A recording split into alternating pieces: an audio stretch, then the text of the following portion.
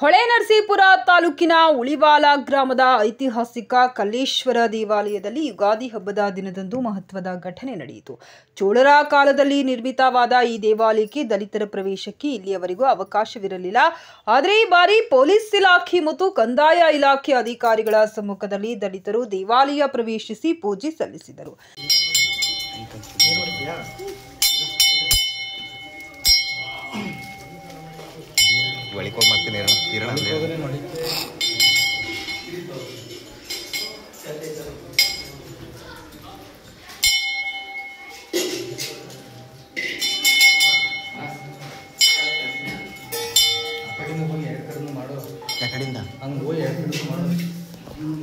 ಈ ಐತಿಹಾಸಿಕ ಕ್ಷಣದಲ್ಲಿ ಹೊಳೆನರಸೀಪುರ ಗ್ರಾಮಾಂತರ ಪೊಲೀಸ್ ಠಾಣೆಯ ಸಬ್ ಇನ್ಸ್ಪೆಕ್ಟರ್ ಮತ್ತು ಕಂದಾಯ ಇಲಾಖೆ ಅಧಿಕಾರಿಗಳು ಉಪಸ್ಥಿತರಿದ್ದು ಶಾಂತಿಯುತವಾಗಿ ಪ್ರಕ್ರಿಯೆ ನಡೆಯುವಂತೆ ನೋಡಿಕೊಂಡರು.